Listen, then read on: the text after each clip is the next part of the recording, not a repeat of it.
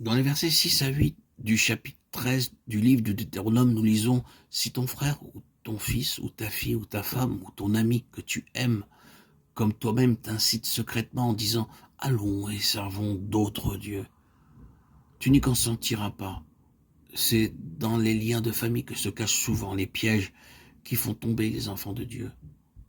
Ceux qui lui étaient les plus proches et les plus chers pouvaient devenir des instruments entre les mains des ennemis de Canaan pour atteindre l'Israélite le plus loyal. Mais tout ce qui tend à nous éloigner de Dieu doit être repoussé, même quand la tentation vient de ceux que nous aimons comme nous-mêmes.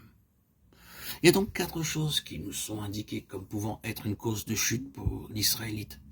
S'informer, être séduit par les prodiges des faux prophètes et des songeurs, se laisser détourner par les membres de sa famille ou par ses amis. Et enfin, dans Deutéronome 13, 12 à 18, est exposé. Si tu entends dire au sujet de l'une des villes que t'as données où demeure l'Éternel ton Dieu, des gens pervers ont séduit les habitants de leur ville en disant « Allons et servons d'autres dieux, des dieux que tu ne connais point. Tu feras des recherches, tu examineras, tu interrogeras avec soin.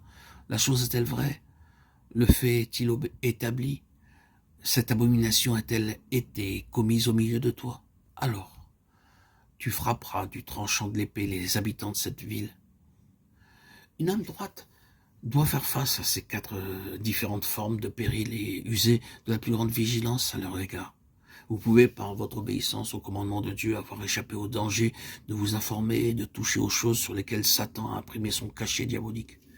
Vous pouvez avoir discerné la provenance satanique de tels signes surnaturels ou de tels miracles et vous en être détourné. Vous pouvez même avoir fidèlement résisté aux tentatives des membres de votre famille de vous entraîner sur un chemin d'à côté ou à l'influence de vos plus chers amis. Et pourtant, il se peut que vous laissiez prendre par la question de l'opinion publique, le désir de faire comme les autres.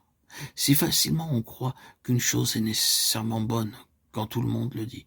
La voix du peuple est la voix de Dieu. Et un très vieux dicton. À la voix du peuple n'était certes pas celle de Dieu à Golgotha, c'était la voix du diable. Mais envers et contre tout, restez totalement loyal à votre Dieu. Dans les 4 aspects que présentent les dangers qui nous guettent, remarquez que le seul et unique remède proposé par Dieu pour échapper aux manœuvres de l'ennemi est la mort, le feu. Quelle est la portée de ces expressions pour nous-mêmes? Il nous parle de la mort de la croix pour chacun de nous. Prenez l'attitude de Galates 2:20. Je suis crucifié avec Christ de façon à ce qu'un abîme de mort vous sépare de toutes ces choses. C'est là ce que vous avez à faire. Puis, laissez le feu de Dieu dévorer tout ce qui doit être brûlé dans votre vie. Galates 6:14. Je suis crucifié au monde.